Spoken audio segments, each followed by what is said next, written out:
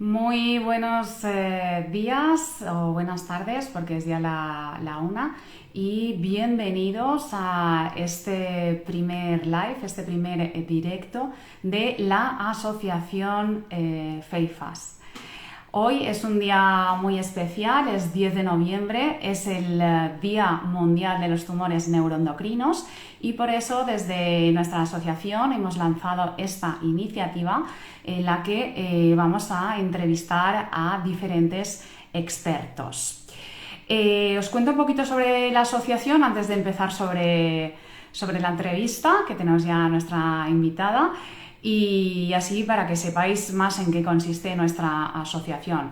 FEIFAS es una asociación sin ánimo de lucro que nació en 2013 gracias a el impulso de la oncóloga doctora Isabel Tena, una oncóloga de Castellón, y que acoge a pacientes y familiares que tienen diferentes tumores neuroendocrinos, como son el feocromocitoma, el paraganglioma, otros tipos de tumores, y recientemente hemos incorporado en la asociación a los pacientes de carcinoma suprarrenal, que es un tipo de tumor también de la glándula suprarrenal, del cual yo soy paciente. Bien, además de ello, nosotros como asociación contamos con el aval del grupo GENNE, que es el grupo español de tumores neuroendocrinos, y también somos miembros de FEDER, la Federación Española de Enfermedades Raras. Tenéis mucha más información en nuestra página web en faithpass.org, y además si queréis colaborar con nosotros y realizar algún donativo que luego lo dedicamos a la investigación, pues tenéis ahí un apartado para hacer esa colaboración. Os podéis asociar con una cuota al año o bien podéis realizar ese donativo. Bien, pues hoy, como hemos dicho, es 10 de noviembre, es el Día Mundial de los Tumores Neuroendocrinos, y queremos darle visibilidad a este tipo de tumores que son muy infrecuentes. Los tumores neuroendocrinos constituyen un grupo heterogéneo de tumores que se definen como neoplasias epiteliales con una diferenciación predominantemente neuroendocrina. Son relativamente poco frecuentes, como comentaba. De hecho, se dan menos de 10 casos por 100.000 habitantes. Esto según un estudio publicado por la Sociedad Española de Oncología Médica, cuyos autores son los doctores Jorge Hernando y Jaume Capdevila del Vall d'Hebron, del Hospital Vall d'Hebron. Y sí, ahora ya vamos a presentar a nuestra primera invitada, que además siempre que le decimos de colaborar en algún evento, ella está dispuesta y en su apretada agenda nos ha hecho un huequito. Ella es Maribel del Olmo, que voy a invitarla ya. A ver...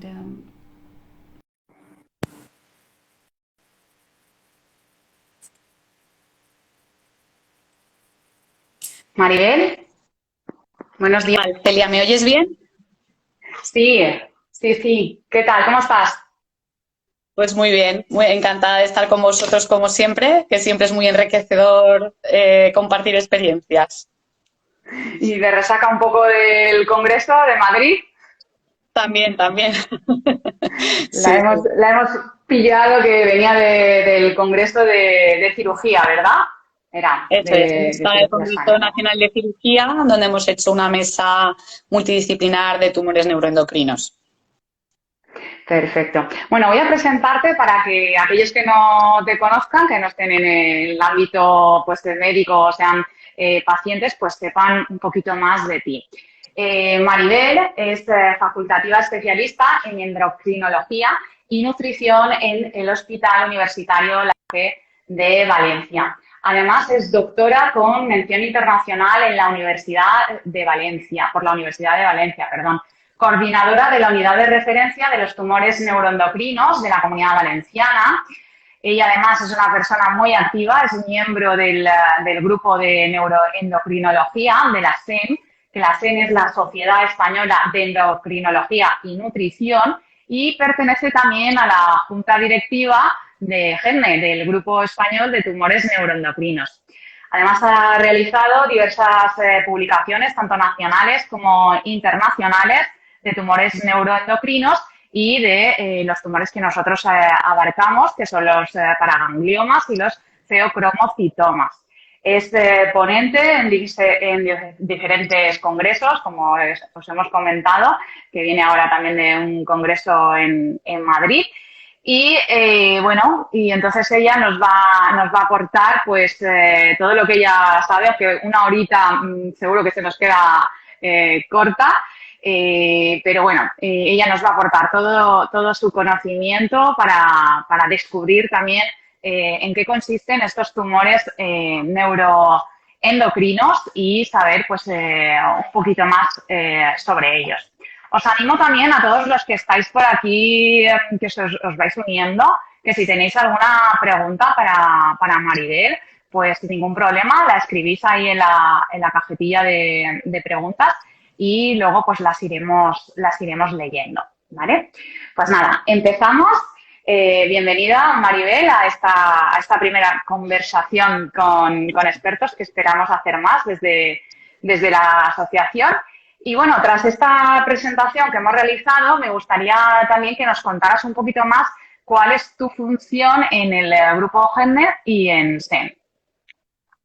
Bueno, como bien has explicado, estamos hablando de dos sociedades diferentes. El Grupo Español de Tumores Neuroendocrinos, GENNE, es un grupo cooperativo multidisciplinar, de forma que tenemos múltiples disciplinas diferentes, tanto médicas como quirúrgicas, como de investigación básica, y la finalidad del grupo básicamente es potenciar el abordaje multidisciplinar en tumores neuroendocrinos y endocrinos, además de potenciar la investigación, la colaboración con otros centros fuera de España a nivel internacional y también hacer programas educacionales que creemos que son muy importantes a la hora también de la formación de los facultativos que llevan estos tumores para sensibilizarlos y poder diagnosticarlos. En concreto, en el Grupo Español de Tumores Neuroendocrinos, yo estoy dentro del comité ejecutivo de la junta directiva, soy vocal del grupo y un poco el objetivo es seguir con este abordaje multidisciplinar y dentro de la disciplina de endocrinología, pues dar visibilidad a la endocrinología y la importancia que tiene nuestra especialidad en estos pacientes, debido a que es una disciplina muy transversal. Y en concreto, quizá yo me he dedicado un poco a potenciar la nutrición en el paciente con tumor neuroendocrino. Y luego, dentro de la SEN, que es la Sociedad Española de Endocrinología y Nutrición, a la que pertenezco desde que fui residente de Endocrinología y Nutrición en el Hospital La Fe, soy miembro dentro del área de neuroendocrino de un grupo que es de neoplasia endocrina múltiple, feocromocitomas y paragangliomas. Y un poco también el objetivo es darle la importancia que se merece nuestra especialidad en el manejo de todos estos pacientes, porque la endocrinología no solo es importante en el diagnóstico, tratamiento, etcétera, de estos pacientes, sino porque muchos de ellos van a ser hereditarios. Estos pacientes, el seguimiento se debe hacer en la consulta de endocrinología. En endocrinología, además, manejamos efectos secundarios de tratamientos oncológicos, efectos metabólicos y efectos nutricionales. Entonces, un poco es mover a los endocrinos jóvenes para también motivarlos a involucrarse en esta patología. Muy bien, Maribel. Vamos a ver primero y vamos a definir lo que es un tumor neuroendocrino. Y me gustaría también que nos contaras la diferencia que existe entre tumores neuroendocrinos y tumores endocrinos. Vale. Si quieres empezamos primero con la diferencia porque creo que es importante. Vale. La diferencia entre un tumor neuroendocrino y endocrino viene desde el embrión. Es decir, las células embrionarias, desde que se empieza a hacer el feto, que derivan en un tumor neuroendocrino, son completamente diferentes a los tumores endocrinos. Los tumores neuroendocrinos derivan de células de la cresta neural y entonces se van a comportar de forma diferente y los tratamientos que le vamos a dar son diferentes. Entonces, dentro de los tumores neuroendocrinos, por ejemplo, podemos encontrarnos los gastroenteropancreáticos, el feocromocitoma, el paraganglioma, y dentro de los tumores endocrinos que no van a derivar de esta cresta neural, pues podemos encontrar, por ejemplo, el carcinoma diferenciado de tiroides, el carcinoma adrenocortical. Entonces, los tumores neuroendocrinos derivan, como decíamos, de células de la cresta neural de cuando se está formando el embrión, y estas células están por todo el cuerpo. De forma que van a ser tumores que se van a poder originar en cualquiera de estas células y van a poder aparecer pues, desde en el pulmón, páncreas, todo el tubo digestivo, sitios menos frecuentes, por ejemplo, en mama, en cérvix. Es decir, que van a poder aparecer en distintas localizaciones y van a ser tumores muy poco frecuentes que además, como derivan de células con capacidad endocrina, pues en algunos casos van a poder sintetizar hormonas y por lo tanto van a ser muy peculiares y además cada paciente va a ser diferente al otro. Entonces van a ser tumores con un manejo bastante complejo.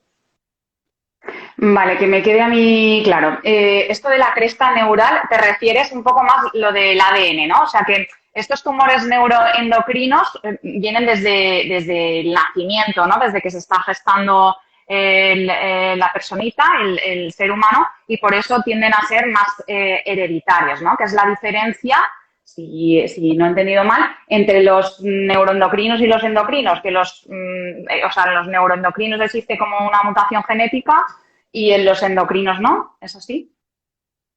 ¿O no en todos? Te he perdido un poco, Celia, pero bueno, creo vale. que... No, a ver, creo que más o menos lo puedo... A ver, no es que sean tanto, porque los tumores endocrinos pueden ser hereditarios. O sea, dentro del carcinoma suprarrenal hay ciertos síndromes hereditarios en el que el carcinoma suprarrenal puede ser más frecuente.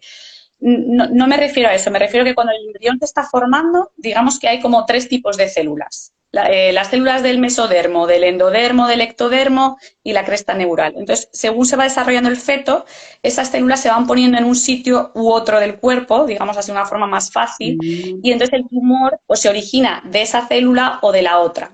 Entonces, va a tener ciertas peculiaridades, sobre todo el manejo, que va a hacer que sea un manejo más similar el de los que están encuadrados dentro de los neuroendocrinos y un manejo más similar al que está encuadrado en el... Es un poco difícil de comprender, pero viene desde el embrión, básicamente.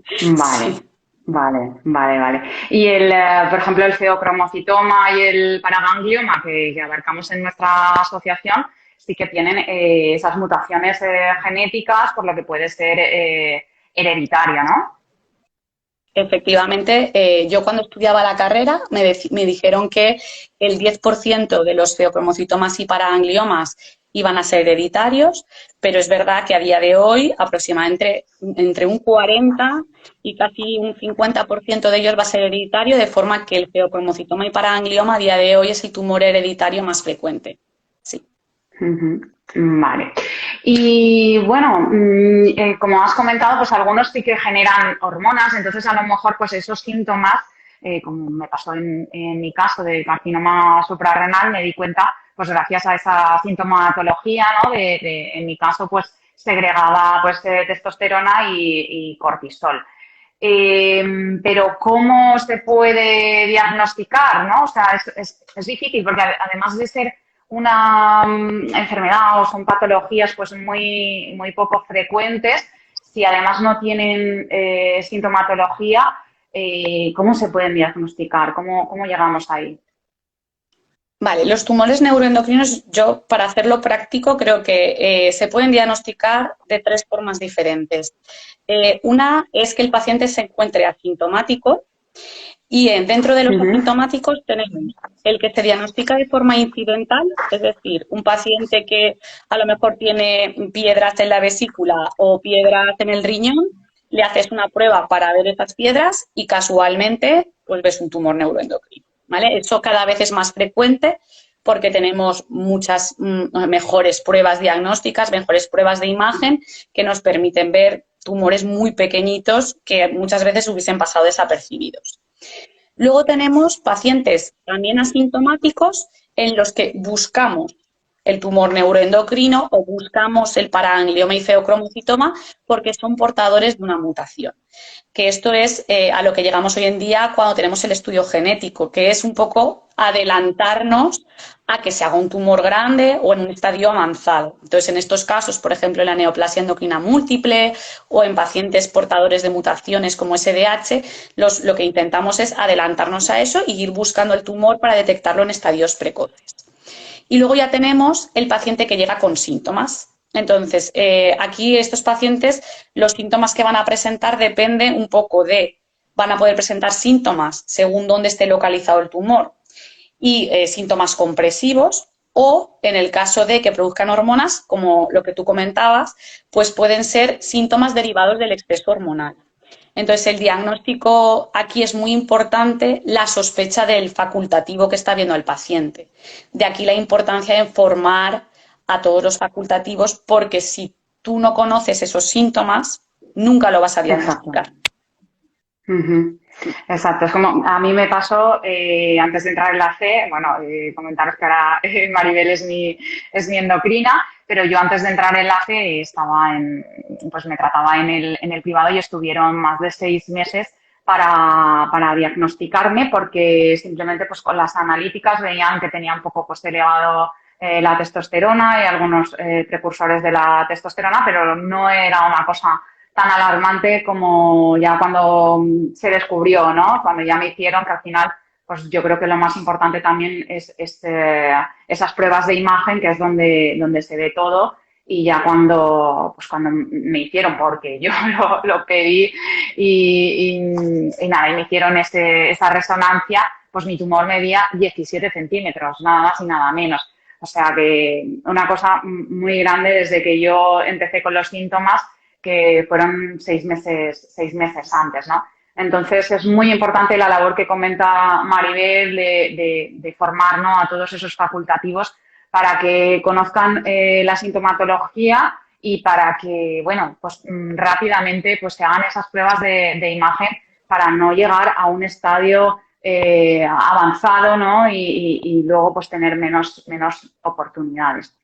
Bien, hemos hablado un poco del diagnóstico, entonces el diagnóstico sería pues ese facultativo que se diera cuenta de los síntomas y qué pruebas, o sea, pruebas de imagen y luego pues también imagino que analíticas de sangre y en el caso de cuando son hereditarios pues la prueba, el análisis genético, ¿no?, que se realiza. ¿Alguna prueba más importante que se haga para detectar este tipo de tumores? Lo que tú has dicho, es decir, el estudio genético, si lo tienes, perfecto, y si no lo tienes, pues lo tienes que solicitar para hacer el estudio al resto de familiares. Luego se apoya sobre todo en la imagen, que dentro de la imagen tenemos pruebas anatómicas que son pues, el TAC, la resonancia o la ecografía, y luego tenemos las pruebas de imagen molecular, que ha sido un poco la revolución diagnóstica en estos tumores, que son las pruebas que se hacen en el servicio de medicina nuclear, que nos pueden indicar nos pueden ayudar tanto al diagnóstico como para también el tratamiento de los tumores. Y luego tenemos las analíticas en las que, como bien decías, pues podemos detectar hormonas o marcadores que nos orienten a que estemos ante un tumor neuroendocrino y también esos marcadores nos van a ayudar a hacer el seguimiento del paciente. Hablabas de esa revolución de la medicina nuclear, ¿no?, del PET-TAC. Cuéntales a nuestros espectadores en qué consiste esta prueba, porque yo creo que sí que es la más completa. Pero bueno, cuéntales tú mejor en qué consiste. Sí. A ver, creo que es importante diferenciar porque todo el mundo hasta hace unos años entendíamos PET-TAC como el PET-TAC de glucosa. Entonces, hay distintos tipos de PET-TAC. Está el PET-TAC de glucosa, que lo que te mira es las actividades de las células tumorales. Entonces, hay gente que de forma incorrecta cree, tengo bien el PET-TAC de glucosa, luego no tengo enfermedad. No. Con las pruebas de medicina nuclear, que hay distintos tipos de PET-TAC, miramos cosas diferentes. El que tengas una bien no quiere decir que la otra vaya a estar bien también. Entonces, el PET-TAC de glucosa, como decía, lo que mira es la actividad de la glucosa de las células tumorales. Entonces, en esas pruebas de medicina nuclear con glucosa lo que vemos es sobre todo los tumores más indiferenciados, más agresivos. Luego tenemos, por ejemplo, el PET con galio, que en ese no miramos la glucosa del tumor, sino que miramos que el tumor tenga unos receptores en la célula, que se llaman receptores de la somatostatina. Entonces, los tumores que expresan más esos receptores brillarán más en esa prueba y nos suele indicar que el tumor está mejor diferenciado y que le podemos dar determinados tratamientos. Y luego tenemos el PET con dopa, que también mira otro tipo de vía de señalización, que esa también se utiliza en los feocromocitomas y que también nos permite dar otros tratamientos. Es decir, que tenemos Te pierdo un tres poco, PET. Maribel. Vale. He perdido lo último que has dicho. El PET con dopa, Maribel. ¿me has oído? ¿Hola? Ahora, a ver, se había congelado un poquito la imagen. ¿Tú me oyes a mí bien? Celia, Celia, ¿me oyes? Te pierdo un poco. Cosas del directo. ¿Tú me oyes ahora? A ver, sí. ¿Me oyes ahora?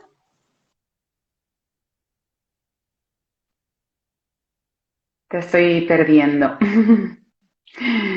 A ver si nuestros espectadores nos comentan, ¿nos escucháis bien? ¿Veis a Maribel? Por favor, dejadnos ahí un comentario si nos veis y nos escucháis bien. Vale, sí que nos oyen. Vale, nos comentan que sí que se oye. Vale, Vale, pues había comentado un poco que vale, hay sí que nos tres oís. pruebas Vale, pues yo tres te había pruebas. el DOPA. Sí, vale. El DOPA.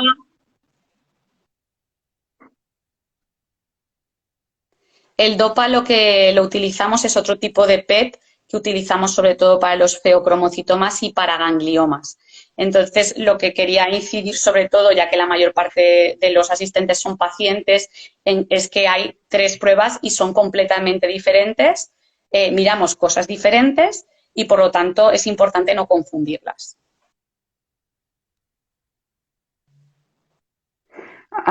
Sí, nos comentan un poco que como que se congela un poco tu imagen y te perdemos. ¿Estás conectada con Wi-Fi, Maribel? A ver, ahora. Sí. A ver, espérate. ¿Hola? Vale, sí, nos comentan que se congela la imagen, Maribel. Se oye, pero no se ve bien del todo. Igual si te mueves un poquito donde tengas cerca o comprueba la conexión.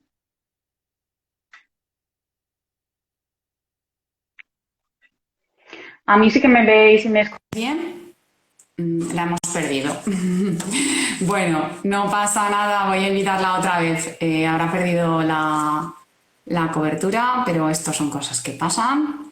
Y ahora la invitamos de nuevo. A ver.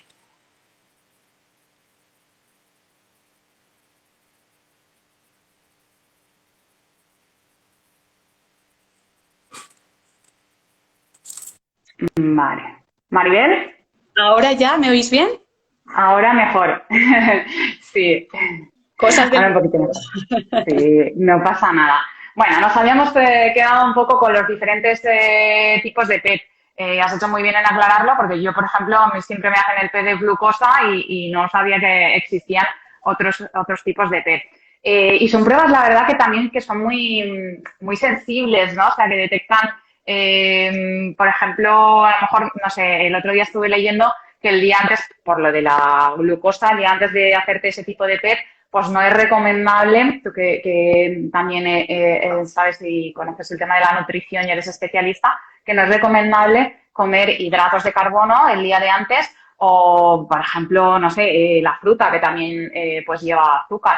Esto es así porque a mí, por ejemplo, no me habían informado y yo que por la noche siempre me gusta cenar fruta, digo, a ver si estoy haciéndolo mal. A ver, yo creo que aquí lo más importante sobre todo es el día de la prueba. En medicina nuclear siempre hacen una prueba en el dedo para ver la glucosa y sobre todo es Sí, importante en los diabéticos, que eso sí que claro. pueden tener niveles más alterados de glucosa. Quizá no es tan importante, o sea que no hacer un exceso de azúcar el día previo, pero tampoco restringir Hay que demasiado pasar. la... Exacto. Vale, vale. Ya que abordamos por ahí el tema de la nutrición, ¿tú crees que es importante llevar una nutrición adecuada en los pacientes de cáncer? Porque se habla mucho que el cáncer se alimenta del azúcar, ¿no? Y que debemos llevar una dieta, a lo mejor no estrictamente cetogénica, pero sí intentar en la medida de lo posible pues los azúcares refinados, las harinas blancas, todo el tema de bollería y procesados y tal. ¿Qué recomendaciones le das tú a tus pacientes o qué opinas sobre esto? A ver, yo creo que aquí hay que tener mucho cuidado con el tema de la dieta en el paciente oncológico. Yo, en concreto, me dedico a los tumores neuroendocrinos, geocromocitomas, paraangliomas. No soy experta en nutrición, es decir, no llevo la unidad de nutrición de mi hospital. Para eso ya tenemos mi compañera, que es la doctora Argente, que se encarga, y la doctora García, que se encargan de la parte de nutrición. Pero yo creo que, sobre todo, aquí lo que hay que incidir es no tanto que el tumor coma de lo que comemos, sino que es importante estar bien nutrido, porque una desnutrición en el paciente oncológico nos va a repercutir en la mortalidad, en la calidad de vida, en la tolerancia a los tratamientos. Es decir, la importancia de la nutrición no es porque el tumor coma de lo que comemos, sino de estar bien nutrido, hacer una dieta sana, rica en proteínas, en verduras, en frutas, baja en azúcares saturados, en azúcares simples. Es decir, una dieta sana, pero no por ello eliminar los hidratos de carbono, por ejemplo. ¿Vale? Entonces, lo importante es estar correctamente nutrido, hacer ejercicio, tener una buena masa muscular, porque todo esto va a hacer que nuestra tolerancia a los tratamientos sea muchísimo mejor, así como nuestra calidad de vida. Eso es lo más importante. O sea, que por parte del paciente, que también pues se tiene que poner de él, siempre es importante, ¿no? Eso, el llevar una nutrición o una dieta saludable, mediterránea, equilibrada. Lo que pasa que luego tenemos pues el tema de los tratamientos a veces pues tan agresivos como puede ser la quimioterapia, de la cual, pues bueno, yo cuento mi experiencia, yo lo pasaba tremendamente mal porque eran 4 días de quimio seguidos y bueno, y me pasaba pues ya desde el primer día se me cerraba el estómago con náuseas, luego pues muchos días con vómitos y tal, ¿no? Entonces, en esos casos está también, pues bueno, la nutrición lo de los batidos y tal, pero es que a veces hasta los batidos te iban fuera, ¿no? Entonces, ¿qué haces? ¿Qué haces? Porque no te puedes obligar, ¿no?, a comer porque no, es que no te entra, lo expulsas todo. Sí, a ver, en este caso es importante estar en un hospital donde haya unidades de nutrición especializadas. Siempre hay que intentar hacer, si es posible, el suplemento vía oral, nunca intentar de primeras poner una nutrición por vía periférica o por vía central, es decir, que hay que intentar hacer que el intestino trabaje y para ello siempre hay que intentar hacerlo con suplementos. Los suplementos, que es lo que tú dices, los batidos, no deben sustituir las comidas principales, es decir, que el paciente tiene que intentar, aunque sea en pequeña cantidad, hacer su desayuno, su almuerzo, su comida, su merienda y su cena, y que el suplemento sea algo más, es decir, como pues me lo dejo en la nevera y a sorbitos pequeños a lo largo de la mañana. Tratar los síntomas, es decir, si el paciente no puede comer porque vomita, pues dar tratamiento para esos síntomas, para las náuseas, para los vómitos. Hay algunos tratamientos para abrir el apetito, evitar las diarreas, etcétera. Y luego también pues hay nutricionistas de apoyo en los hospitales, porque hay determinados alimentos que en función del tumor pues pueden sentar peor. Todo esto hay que tenerlo en cuenta para dar unas buenas recomendaciones nutricionales. Y en los casos ya más graves, que ya suele ser los pacientes hospitalizados, pues ya si no hay tolerancia oral, pues ya hay que irte a una vía para poner la nutrición por vía periférica. Claro, intravenosa y tal.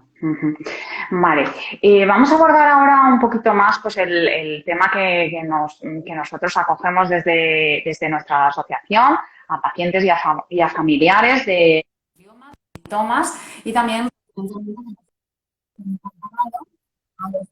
de carcinoma suprarrenal, como es mi caso, que bueno, ya hemos diferenciado, ¿no? El carcinoma es un tumor, bueno, pero vamos un poquito más a definirlos, estos tipos de tumores. Cuéntanos, ¿qué es un feocromocitoma, qué es un paraganglioma y qué es un carcinoma suprarrenal? Vale, yo creo que aquí me gusta decir que hay unas ciertas similitudes y unas importantes diferencias, ¿vale? Entonces, el paraganglioma puede aparecer en cualquier parte del cuerpo, que es donde están los paraganglios, desde la base de cráneo hasta el abdomen, y el feocromocitoma realmente es un tipo de paraganglioma que está dentro de la glándula suprarrenal. Entonces, tanto el feocromocitoma como el carcinoma adrenocortical van a aparecer en la misma glándula. Eso es la glándula suprarrenal es una glándula pequeña que está encima del riñón. Y esa glándula es como si fuese un sándwich. Tiene la corteza del sándwich, del pan de sándwich, que es de donde va a surgir el carcinoma suprarrenal, y digamos la molla blanca, que es el centro, la médula adrenal, que es donde surge el feocromocitoma. Entonces, ¿en qué se parecen? Pues en que están en la misma glándula, en que son poco frecuentes, como bien has dicho al principio, más o menos el paraganglioma tiene una incidencia de alrededor de 1 por cada 100.000, el carcinoma suprarrenal de entre 0,5 a 2 por cada millón de habitantes. También se parecen en que aparecen en gente joven, sobre los 40, 50, 60 años, y ambos van a tener la capacidad de producir hormonas. El feocromocitoma va a poder producir adrenalina y noradrenalina, y el carcinoma suprarrenal va a poder producir otras hormonas como el cortisol, los andrógenos, etcétera. Digamos que esto es en lo que se parecen. ¿En qué no se parecen? Pues en lo que decíamos al principio, que aunque están en la misma glándula, el origen embrionario es completamente diferente, son células que vienen de dos sitios diferentes y se juntan en una misma glándula, y por lo tanto a la hora del manejo y del tratamiento van a ser diferentes. Pero básicamente paraganglioma y feocromocitoma derivan de la cresta neural y puedan producir adrenalina y noradrenalina, y el adenocarcinoma corticoadrenal surge de la cortecita de la glándula suprarrenal y va a poder producir cortisol, andrógenos, etcétera. Pero también, o sea, estamos hablando que hay tumores, tanto los de la corteza como de la médula, que pueden ser funcionantes, que son aquellos que segregan hormonas, como bien comentabas, pero también están los no funcionantes, que no segregan hormonas. Entonces ahí, pues, la dificultad, ¿no? de ese diagnóstico, ¿no? De esas personas, pues, que son asintomáticos y luego, pues, a lo mejor por cualquier revisión, pues se llega ya tarde, porque además de que son infrecuentes, pues es un estadio ya avanzado. Bien, y claro, como hablamos de tumores, ya has dicho las estadísticas, vamos, yo me he quedado con la mía, de 0,5 entre dos personas de 1.000.000, digo, vamos, ya me podría haber tocado la lotería, ¿no? Pero bueno, claro, somos tan pocos, ¿no? los pacientes de estas patologías, que el problema, digamos, es que hay pocos tratamientos, ¿no? Actualmente nos puedes informar un poquito de los tratamientos que se están llevando a cabo, o si conoces pues alguna novedad que se vaya a implementar en un futuro. Vale. Aquí yo creo que lo más importante, que estamos hablando de feocromocitomas y paragangliomas y carcinoma adrenocortical, es tener claro que a día de hoy, 10 de noviembre del 22, el único tratamiento curativo es la cirugía. ¿Vale? Entonces yo creo que eso es común de los dos tipos de tumores. Es decir, sea como sea, hay que intentar, si se puede, operar al paciente. Vale, en el caso de que no podamos operar porque hay una enfermedad avanzada y no vamos a mejorar la supervivencia con la cirugía, porque no siempre nos tenemos que volver locos operando, porque a veces que puedes crear más perjuicio que beneficio, es decir, si la enfermedad está extendida, hay distintos tipos de tratamiento.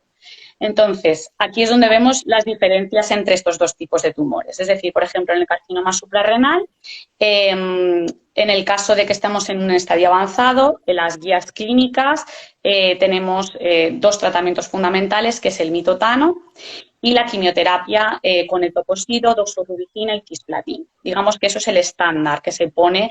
Luego también tienes terapias locorregionales, tú puedes hacer radiofrecuencia de lesiones, crioablación, tratamiento con ondas. Digamos que eso es lo que está en la guía. Luego, a partir de ahí, si el paciente no responde, las mismas guías de carcinoma suprarrenal lo que te animan es que el paciente entre en un ensayo clínico, por lo que tú decías, porque son tumores tan poco frecuentes que la única forma de que podamos aceptar un tratamiento para poder utilizarlo es que hayamos hecho ensayos clínicos. Con lo cual, desde aquí creo que es importante que los pacientes sepáis la importancia que tiene participar en los ensayos clínicos. Hay una página web que se llama clinicaltrials.gov, que aquí, si ponéis la enfermedad, carcinoma adrenocortical, te dice en ese momento qué ensayos clínicos hay en marcha, que están reclutando, incluso te dan el contacto del coordinador del ensayo, que siempre te puede dar el centro más cercano de donde vives para que valores participar en el ensayo. Entonces, con los carcinomas... Perdona, Maribel, ¿es la misma? Porque yo descubrí una aplicación que era Match Trial. ¿Es lo mismo? Era una aplicación que también te decía pues, los ensayos clínicos que habían abiertos, quién era el coordinador del ensayo, el centro, o tú ponías tu población y te decían el más cercano. No sé si será lo mismo. Sí, imagino que será el mismo, pero bueno, nosotros en concreto, los facultativos, usamos ese, clinicaltrials.gov. Y ya no sé, bueno, eso, y que entonces que es interesante para los pacientes que sepáis lo que se está haciendo. En el caso del carcinoma suprarrenal, pues hay estudios con pembrolizumab, con inmunoterapia, algún inhibidor de tirosinquinasa, o sea, sí que hay cosas interesantes y que creemos que nos pueden dar resultados, sobre todo la inmunoterapia en estos tipos de pacientes. En el caso del feocromocitoma y paraganglioma metastásico, a día de hoy aceptado para tratamiento tenemos la metayodo de alta energía, que la podemos dar en aquellos que tengan un PET con DOPA, por eso decía que es importante el PET, porque te va a decir posibles tratamientos. Entonces, pacientes que tengan sus lesiones más brillo en el PET con DOPA se pueden tratar con metayodo. Luego, en uso compasivo y también en ensayo clínico, podemos hacer otro tratamiento de medicina nuclear que se llama lutecio, que lo tenemos también disponible en la FE, que ese se puede hacer para feocromocitomas y paragangliomas que brillen en el PET con galio. Entonces, paciente que tenga varias lesiones y que veamos que se ven bien en el PET con galio, podemos darle lutecio. Luego tenemos la quimioterapia, que también se puede dar en el feocromocitoma y paraganglioma, que no es la misma que se da en el carcinoma suprarrenal. Tenemos otros tratamientos como inhibidores de tirosinquinasa. Y a día de hoy también hay ensayos clínicos tanto con lutecio como con cabozantinib, el estudio Cavaten, que están reclutando también aquí en España. Hay varios centros para pacientes con parangliomas y feocromocitomas metastásicos. Es decir, hay tratamientos sí, pero tenemos que avanzar a tratamientos más personalizados, que podamos dar más, digamos, en la diana, en el punto donde le vamos a hacer más daño a la enfermedad, y para eso necesitamos participación en los ensayos clínicos.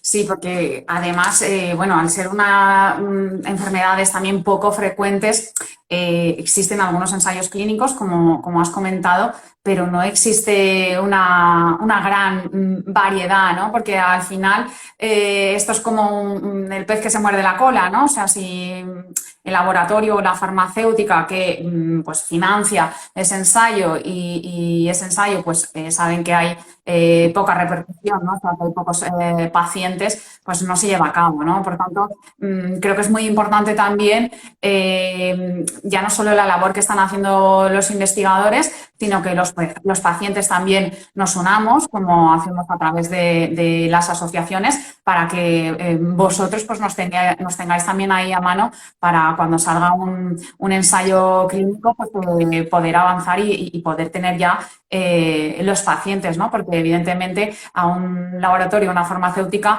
no le interesa si no van a tener pacientes. No es como pues el cáncer de mama, ¿no? Que es de los que más hay, ¿no? O por ejemplo, el cáncer de pulmón también. Entonces, pues bueno, están ahí las estadísticas, ¿no? Entonces, bueno, es importante eso, ¿no? O sea, que nos apoyemos, que caminemos juntos y sobre todo, pues bueno, animo también a todos a aquellos pacientes de estas patologías bueno, que se unan a las respectivas asociaciones. En nuestro caso, también tenéis ahí nuestra página web para que pues, juntos podamos lograr esta mayor investigación. De hecho, nosotros también, Maribel lo sabe, pues dedicamos toda la recaudación de fondos que hacemos, que ahora también pues con la Navidad pues tenemos lotería y tal, pues a luego sacar becas de investigación. Bien, entonces de los tratamientos hemos hablado un poco, ¿no? O sea, de los diferentes tratamientos y luego la eficacia de los tratamientos, pues ya imagino que dependerá un poco, pues del tipo de paciente, ¿no? Y de su estado, ¿no? Porque hablabas un poco, pues, de lo importante de la cirugía, pero en el caso de, por ejemplo, yo fui operada, una cirugía muy agresiva por el jefe de la unidad hepática de la FE, el doctor López Andújar y la doctora Andrea Bosca, que desde aquí un beso y las gracias por lo bien que siempre me han tratado. Y bueno, o sea, me quitaron todo el tumor primario, me extirparon también medio hígado porque ya estaba infiltrando en el hígado derecho, la vesícula biliar, pero luego, claro, estamos hablando de que son tumores tan agresivos que a mí a los 2 meses, ahora lo cuento así como sin nada, pero recordarás, Maribel, cuando llegué a tu consulta que venía de Andrea, de ver ese resultado de resonancia que me generó a los 2 meses la metástasis, ¿no? Entonces, qué duro es, ¿no? Porque, claro, abordamos ese primer tratamiento, esa cirugía que crees que estás limpia, que estás sana, pero claro, siempre hay células tan pequeñitas, tan invisibles al ojo, ¿no? Del cirujano, que ya se han escapado por el torrente sanguíneo y no podemos hacer nada, ¿no? ¿Sabes más o menos datos o estadísticas, ¿no? Tras la cirugía cuándo se presenta metástasis? Porque hay gente que a lo mejor pues, ha sido operada y a lo mejor tarda años, ¿no? Lo mío es que no sé, fue ahí todo súper rápido O se opera y no pasa nada. y no pasa También nada. no vuelve a aparecer la enfermedad.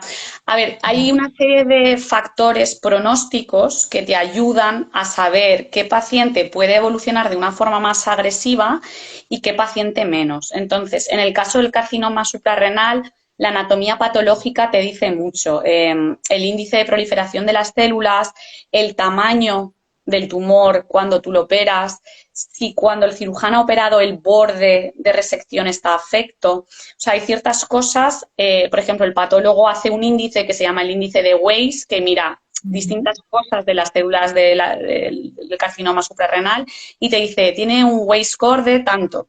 Entonces tú con esto ya puedes saber si ese paciente puede evolucionar peor o no. Entonces, en función de eso, el carcinoma suprarrenal que se ha operado lo clasificamos en de bajo riesgo, de recidiva y de alto riesgo. Y entonces, en los de alto riesgo sí que damos mitotane, aunque tú no veas nada en las pruebas de imagen, sí que está indicado poner adyuvancia con mitotane. Y en los otros hay más dudas de si ponerlo o no ponerlo. Pero sí que hay una forma de... estadísticamente es difícil decirte, pues tantos, porque son muchas cosas las que hay que tener en cuenta, pero sí que puedes saber quién va a ir peor y quién va a ir mejor. Y en el caso de los feocromocitomas y paragangliomas, también tienes cosas que te pueden orientar a que uno vaya peor que otro, según la mutación, si es un portador de mutación, puedes saber si puede ser más agresivo o menos. Según cómo se comportan las pruebas de medicina nuclear, también puedes saber si es más agresivo o menos, según el tamaño, a la hora de la cirugía. O sea, que sí que hay cosas. Yo, de hecho, en la historia clínica siempre me pongo ojo y me pongo factores de buen pronóstico, factores de malo, y me lo pongo en negrita para yo acordarme, ¿no?, que este paciente tiene estos factores de mal pronóstico y por lo tanto hay que estar pendiente porque tiene más riesgo de que aparezca la enfermedad. Vale, entonces cuando ya aparece la metástasis, estos tratamientos ya se convierten en, por ejemplo, lo del mitotane. A mí, por ejemplo, me dijeron que tenía que estar como unos 5 años tomándolo, pero se llegan a convertir en crónicos para que no vuelva, no progrese la enfermedad o no vuelva. A ver, en el caso del carcinoma suprarrenal, el mitotán en adyuvancia, más o menos se recomienda que se lleve entre 2 y 5 años, tampoco más de 5 años. Si no aparece la enfermedad, sí que tenemos una tendencia a mantenerlo ese tiempo. Sí que es verdad que es un tratamiento que la tolerancia es un poco difícil y a veces es difícil en que el paciente esté en los niveles que toca del fármaco y con buena tolerancia, pero si se puede, hay que intentar mantenerlo entre 2 y 5 años. Es decir, crónico de por vida no va a ser, pero sí que un mínimo de 5 años. En el caso de otros tumores neuroendocrinos o feocromocitomas y paragangliomas, el manejo es un poquito diferente porque aquí sí que se puede cronificar más un tratamiento, pueden pasar más años, a veces hasta 10 años con tratamientos como por ejemplo los análogos de la somatostatina y solo cambiamos de tratamiento si la enfermedad empeora, pero si se queda como dormida mantenemos ese tratamiento y hay gente que puede estar muchísimos años con ese tratamiento. Vale, entonces, ¿se llega alguna vez, bueno, a lo mejor en un futuro, ¿no? ¿Podremos hablar de cura? ¿Crees que podemos hablar de esa cura o simplemente, pues bueno, se cronifica el tratamiento, lo importante es alargar la supervivencia del paciente, ¿no? Y que esté estable y que tenga buena calidad de vida, ¿no? Pues ojalá lo curemos, eso es lo que creo que es el objetivo de, bueno, o el deseo de cualquier especialista que se dedique a esto, es curarlo y si es posible adelantarte a que aparezca, es decir, si puedes detectar personas que estén más en riesgo o lo que decíamos, si tienes ciertos parámetros que te permitan saber que puede aparecer la enfermedad antes, que te permita adelantarte, yo creo que un poco eso es el futuro, ¿no? El poder adelantarnos a la enfermedad y poder combatir el tumor antes de que aparezca. Entonces, principalmente ese es el objetivo. Y claro, el curar ahora mismo con los tratamientos que tenemos no es posible. Sí que es dejarlo lo más dormido, lo más crónico posible, pero ahora mismo la cura pues está un poquito lejos, pero tenemos que trabajar en ello. Bueno, creamos o creemos, ¿no? Yo por lo menos creo en los milagros, Maribel, bueno, y tú ya me ves el aspecto cuando fui el otro día a tu consulta, Sí. pese a todo lo que tengo y todo lo que llevo arrastrando, vamos, yo creo que también hace mucho, ¿no? Lo que ponga el paciente de sí, su energía, su fortaleza interior y bueno, y ahí estamos, ¿no? Hay que seguir adelante y al final yo ya pues bueno, cada 21 días voy a gotero, ahora estoy con tratamiento de inmunoterapia, me está yendo bien y yo ya lo tomo como algo, pues bueno, ya es un hábito, ¿no? No dicen que cada 21 días se genera un hábito, entonces sí que es verdad que al principio me generaba un trauma, ¿no? Porque como lo pasé tan mal con la quimioterapia, pues el volver al hospital de día y no es agradable. Desde aquí también todo mi apoyo, ¿no? A todos los facultativos y a todos los sanitarios que hacéis una gran labor y que realmente pues la sanidad pública va desbordada porque lo veo el otro día, pues bueno, ahí en la consulta, en el hospital de día, o sea, que necesitamos y desde aquí también mi reivindicación pues al gobierno, ¿no? Que se invierta más en sanidad para que tengáis también vosotros más tiempo para atender a los pacientes, porque estamos hablando de patologías muy graves y que tenéis muchos pacientes y muy poco tiempo para atenderlos. Y luego, pues bueno, vas al hospital de día y ves, y es triste, ¿no? Porque el ver que el cáncer pues ya se ha convertido en una enfermedad que está ahí presente, o sea, que se deja hablar ya de tanto COVID porque realmente la enfermedad que predomina no sé por qué, si es la alimentación, si son los factores ambientales, si son los teléfonos, pero está ahí, ¿no? Y ahí están las estadísticas y todos tenemos pues algún familiar, algún amigo o alguien que está padeciendo esta enfermedad. Y necesitamos más ayuda, necesitamos más inversión desde el gobierno bueno, pues para estos tratamientos y para sobre todo pues que el paciente se sienta bien atendido y se sienta acompañado que pueda el hospital también contratar a más facultativos y a más enfermeros para atender a todas estas personas. Bueno, dejo ahí mi reivindicación personal. Bueno, también quería preguntarte por qué a veces sucede bueno, hay personas con cáncer que van probando diferentes también tratamientos porque uno no le acaba de funcionar y tiene que probar otro tratamiento, ¿no? Dicen que se hacen, o sea, que los tumores como que se hacen inteligentes y se hacen resistentes a los diferentes tratamientos. ¿Esto por qué sucede? A ver, dentro de los tumores hay como clones de células diferentes. Entonces, siempre al principio hay un predominio de uno de los clones, que es el que tú normalmente detectas y que tú atacas pues, una cierta diana, un cierto receptor que está en la membrana de la célula y vas atacando esa diana, ¿no? Y el tumor, como tú bien dices, al final, con el tiempo, de esos clones que había, deja de expresar ese clon que expresa ese receptor y empieza a expresar otro clon que a lo mejor ya no tiene ese receptor en la membrana, de forma que tú ya no lo puedes atacar por ahí. Tienes que probar a atacarlo por otra vía. Y así progresivamente. Es decir, y de hecho muchas veces en algunos pacientes tienes varias lesiones y unas se ve muy bueno, en medicina nuclear se ve muy bien. Es decir, tú puedes tener algunas lesiones que en la glucosa brillen mucho, que te indica que está súper activo, y en el galio no ves nada.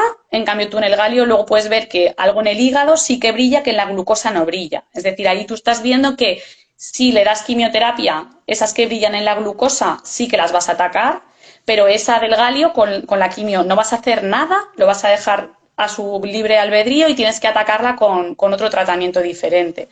Entonces es complejo y por eso también tú has hecho tu reivindicación y ahora hago la mía, que es que es muy importante el abordaje multidisciplinar y en centros con muchísima experiencia. Es decir, un feocromocitoma no lo puede operar un cirujano que no opere más de 20 suprarrenales al año, porque no va a saber operar, no tienes la suficiente experiencia.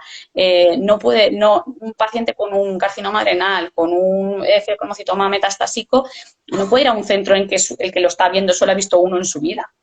O sea, es importante que los pacientes exijáis ir a centros de referencia donde ese tumor para el que te está viendo no es un tumor raro, porque es lo que ve todos los días.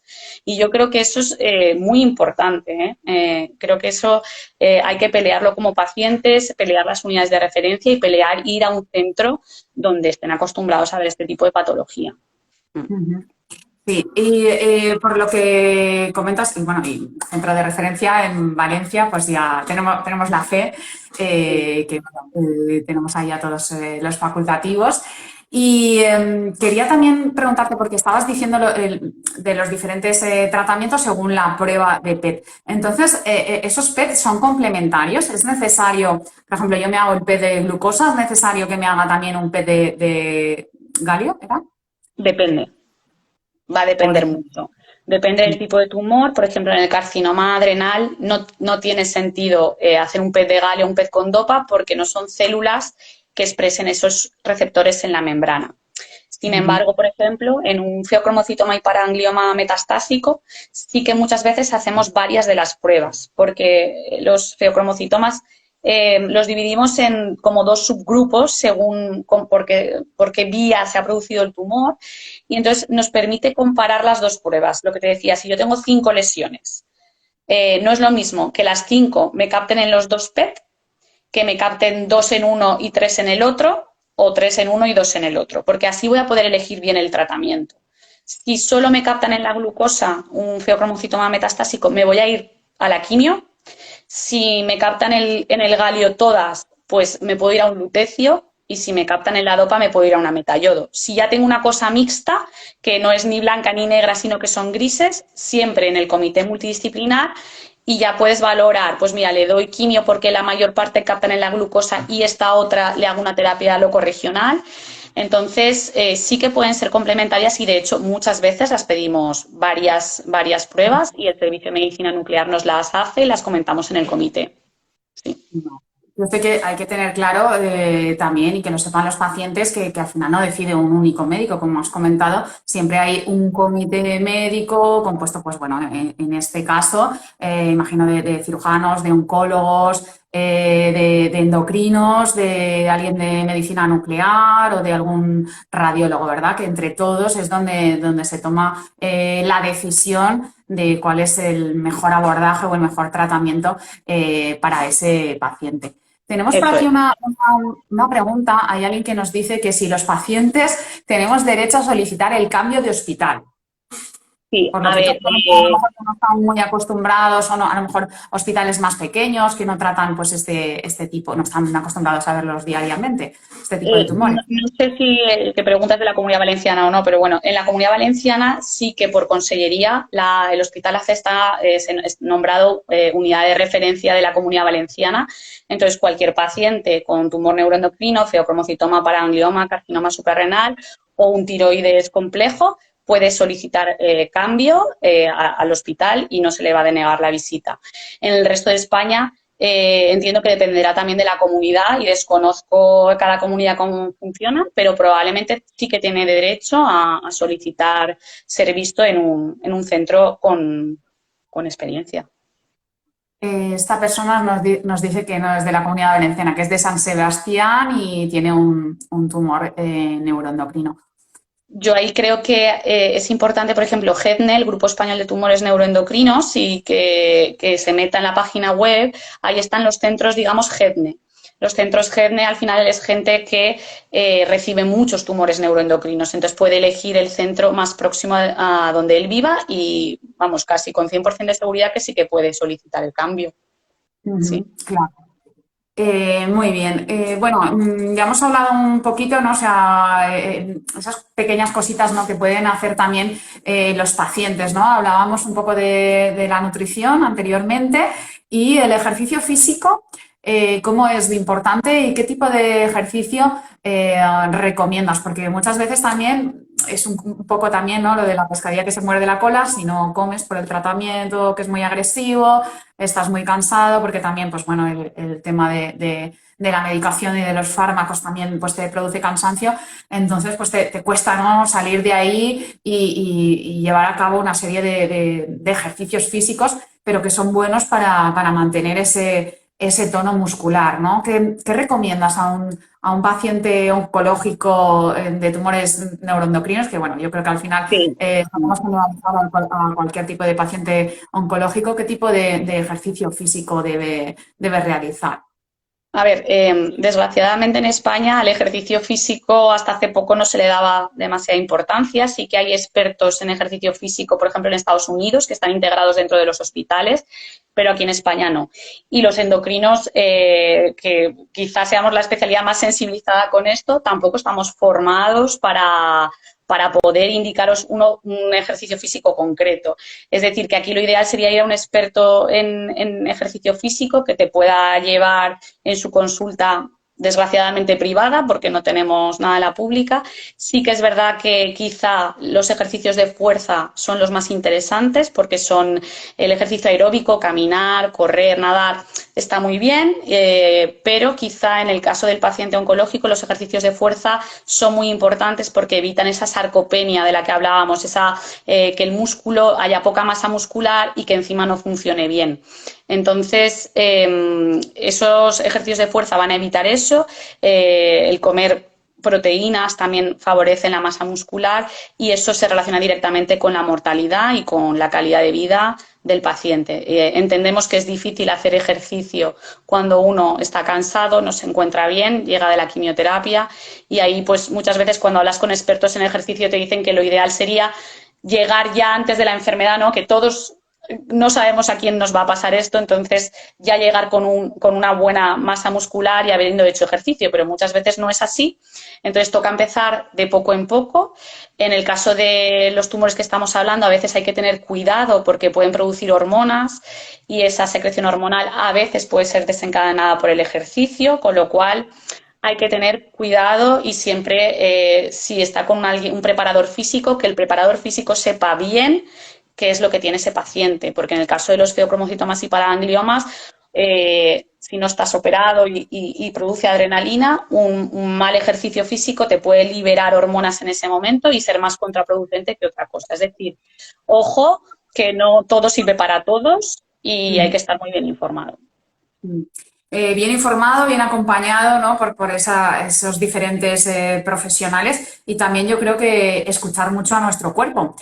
Yo, por ejemplo, siempre he sido una persona deportista, no he fumado, no he bebido y esto da igual, ¿no? O sea, al final te toca y te toca. Yo lo que hacía, pues después de la cirugía, pues por lo menos caminar, ¿no? O sea, que el cuerpo no esté siempre sentado, sino que por lo menos hacer esos paseos, pues primero pues a lo mejor poquitos pasos y luego ya vas aumentando. Y ahora pues lo que he abordado ya desde, bueno, desde verano empecé también con yoga, porque también creo que es muy importante cuidar la salud mental del paciente, ¿no? Porque no se afronta igual un tratamiento si tú eres una persona pesimista, que todo lo ves negro y que piensas ya directamente que te vas a morir, que una persona que, bueno, ya sé que la actitud no cura, pero bueno, la forma de llevar el tratamiento nos va a ayudar y es importante, ¿no? Esa salud mental. Entonces, a mí, por lo menos, particularmente,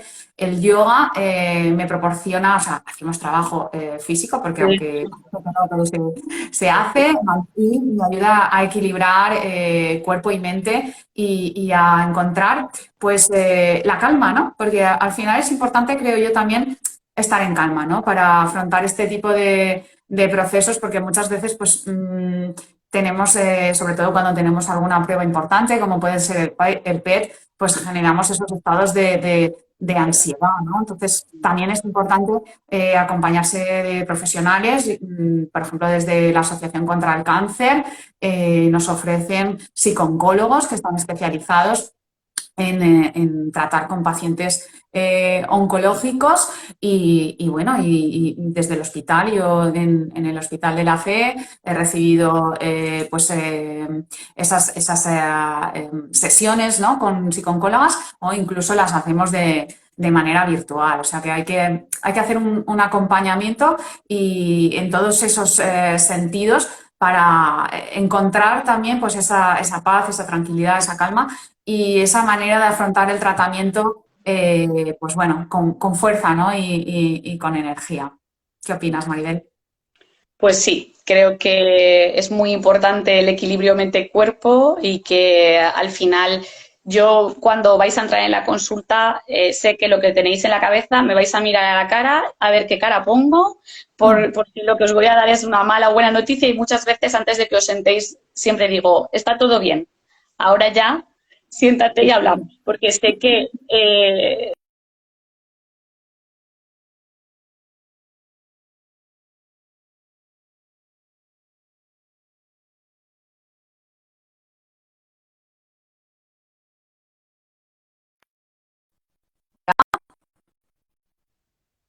Vale. Te he perdido un poco, Maribel. sí, yo no sé si los demás me han oído, la verdad. Pero bueno, sí, lo que estaba diciendo es que la ansiedad, antes de que entráis en la consulta, sabemos que existe, es normal y natural.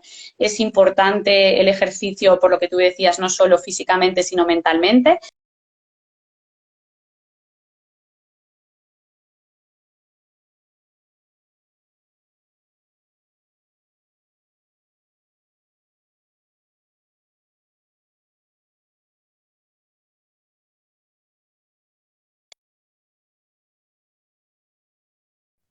Maribel, creo que esta vez se me ha cortado a mí. Ah, vale, a mí de momento no me hace nada raro, pero a ti sí que te pierdo un poco. Vale, esta vez creo que se me ha cortado a mí porque me ponía usar datos móviles, o sea que el wifi algo le habrá pasado.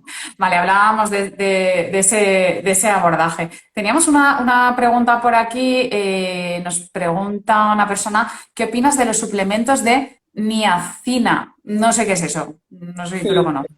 A ver, me imagino que es un paciente con un tumor síndrome carcinoide que es que produce más serotonina. Entonces, el triptófano, que es un aminoácido que ingerimos con la dieta, en pacientes con estos tumores neuroendocrinos a veces bueno, digamos que todo lo que ingerimos de triptófano se lleva a producir serotonina y eso se lo queda, digamos, la célula del tumor y hace que se produzca ese exceso de serotonina con diarrea, enrojecimiento. Al llevarse todo esto, la célula del tumor se quedan deficitarios en niacina. Entonces, aquí sí que está indicado tratar con niacina en estos pacientes que tengan este tipo de síndromes y el déficit este. No para todo el mundo, pero sí que los que tienen síndrome carcinoide, si tienen este déficit de niacina y se hace grave, pueden desarrollar una enfermedad que se llama pelagra. Entonces, en estos casos sí que estaría indicado el suplemento con niacina. Vale. Y ya, pues hablando de un poco de suplementación, ¿qué opinas de esa suplementación que, no sé, por ejemplo, dicen que es muy recomendable para los pacientes oncológicos tomar dosis altas de vitamina C o adaptógenos, ¿no? ¿Estás a favor, en contra? O sea, ¿crees que es un apoyo que nos puede dar a los pacientes el tema de la suplementación? A ver, yo creo que la evidencia científica es baja en estos casos. Sí que creo que hay que suplementar y sobre todo hay que estudiar bien al paciente oncológico porque puede haber déficits vitamínicos de vitaminas liposolubles, vitamina B12, ácido fólico, hierro. Todo eso hay que estudiarlo bien, hay que estudiar también las proteínas. Por eso es importante ir a un hospital con unidades de nutrición y con endocrinos que conozcan qué déficits puede haber y si hay un déficit, por supuesto hay que tratarlo. Entonces, más que tratar con suplementación, sea lo que sea, lo que sí que creo que es muy importante es hacer un buen estudio y tratar los déficits. En cuanto al resto de suplementaciones, no es que ni esté a favor ni en contra, es decir, no hay una evidencia alta y por lo tanto como médico no lo puedo recomendar, pero como siempre digo, si te va bien, pues y yo sé que mal no te va a hacer, pues adelante. Vale, perfecto. ¿Algún consejo que estamos ya finalizando la entrevista? Porque parece que no, Maribel, pero llevamos ya más de una horita. Entonces, bueno, vamos a ir finalizando. Si tenéis alguna pregunta, por favor, ir lanzándola, porque así le preguntamos a Maribel. Y ya, pues sí que me gustaría, pues que, no sé, algún consejo, alguna recomendación que pudieras dar a nuestros pacientes o algo que quisieras comentar en este día tan importante, 10 de noviembre, Día Nacional, bueno, perdón, Mundial de los Tumores Neuroendocrinos. Pues creo que es un día muy importante. Creo que estos pacientes, o sea, que los pacientes con tumores neuroendocrinos muchas veces se diagnostican tarde y mal porque no se diagnostican a tiempo. Por lo tanto, creo que es muy importante sensibilizar a todos los facultativos y formarlos para que sepan que existen estos tumores y que por lo menos puedan pensar en ellos, porque si no piensas en ellos no los vas a diagnosticar. Esto desde el punto de vista médico. Como pacientes, animaros a que busquéis y a que luchéis porque os vean en centros con experiencia, tanto porque os van a tratar especialistas, como decíamos antes, que no va a ser un tumor raro para ellos, como porque además os van a aportar el poder participar en ensayos clínicos que hemos dicho también que era tan importante. Y nada más deciros que tenéis todo mi apoyo para lo que necesitéis y que ya sabéis dónde estoy. Nos comentaba por aquí la persona que comentaba antes que se quería cambiar de hospital, se ve que le ha gustado tanto que dice, ¿la doctora tiene consulta privada o solo trabaja en la pública, en el Hospital de la Fe? Sí, solo trabajo en la pública. Así que de San Sebastián yo creo que le pilla un poquito lejos. Bueno, algún paciente de País Vasco hemos tenido. Sí, muy bien, Sí. muy bien. Así que nada. Del norte hemos tenido alguno, de Andalucía algún otro y también de Castilla-La Mancha también hemos tenido, o sea que, y de Cataluña alguno también. O sea que, bueno. Muy bien. Y qué importante es también, ¿no? Yo creo bueno, que entre vosotros, ¿no? Los especialistas, pues os conozcáis porque al final, pues bueno, también podéis compartir, ¿no? Casos y derivaros, ¿no? Pues, oye, mira, nosotros en este hospital llegamos hasta aquí, te vamos a derivar a otro hospital, ¿no? O sea, al final siempre hay que buscar la mejor o lo mejor para el paciente y yo creo que es muy importante que todos esos especialistas estéis también coordinados por también hablaros de esas novedades, de esos ensayos que, bueno, nos has animado a entrar, pero también sé que muchas veces es difícil, ¿no? Entrar en el ensayo público, en un ensayo clínico, perdón, tienes también que reunir una serie de requisitos, ¿no? Entonces, Sí. tampoco siempre es fácil y tiene que ser el momento, que esté abierto, que estén captando pacientes, o sea, que hay que estar siempre mirándolo, ¿no? Y ver esa posibilidad, pero no es algo fácil, ¿no? El tema que tocas me parece muy importante y es verdad que tampoco lo hemos dicho mucho y que es importante reforzar esta idea, que es que el paciente no es mío. ¿Vale? Entonces, no es del endocrino de Castellón, ni es del endocrino de Alicante, ni es del endocrino de Valencia. Lo que estamos buscando es que ese paciente tenga el mejor tratamiento. Entonces, ahí es importante la comunicación entre los facultativos y que luego el que vaya a un centro de referencia no quiere decir que ya se olvide del hospital donde viene, sino que se puede hacer, pues mira, las analíticas te las haces aquí y él te ve cada tanto tiempo, yo te veo cada 6 meses, o que las cosas no tienen por qué ser ni blancas ni negras y que es importante que los facultativos seamos conscientes de que el paciente está en el centro y nosotros giramos alrededor del paciente. Entonces, eso es muy importante y creo que es una parte fundamental de todo esto, que es que no es mío, ni me lo quitas, ni yo te lo quito, sino es que vamos a buscar lo mejor. Si ese mejor está en Castellón, si está en Valencia, en Valencia. Y es lo que se busca es la excelencia, ¿no? en el tratamiento del paciente. La excelencia y la calidad, ¿no? Exacto, exacto. En el servicio y sobre todo la calidad para esos pacientes.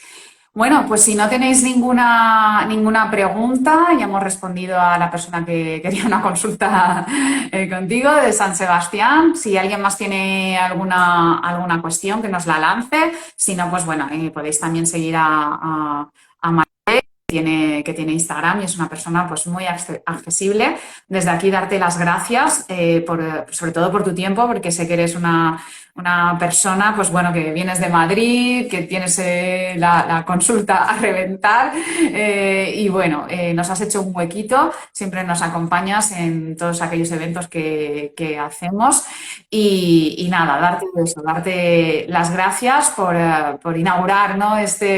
Estos lives, estos directos que pretendemos desde la asociación hacer por lo menos una vez al mes con diferentes expertos como tú para, pues bueno, dar a conocer estas enfermedades tan poco frecuentes, visibilizar, concienciar y sobre todo, pues eso, conseguir más recursos, más investigación para más vida para todos nuestros pacientes. Así que nada, Maribel, muchísimas gracias por todo. Ya nos despedimos y nos vemos prontito. Y gracias a todos también los que os habéis conectado. Nos están dando las gracias para ti, Maribel, por todo tu tiempo y por todos los conocimientos que nos has aportado a todos los pacientes y todos pues, los que estamos hoy aquí. Y luego lo van a poder escuchar y ver porque lo dejaremos grabado en nuestra página de aquí de Instagram. Así que muchísimas gracias, Maribel, no te entretengo más. Muchas gracias y animaros a seguir en esta línea que vais muy bien. Sí. Gracias, Maribel, un besito. Hasta Chao. luego. Adiós. Adiós, adiós.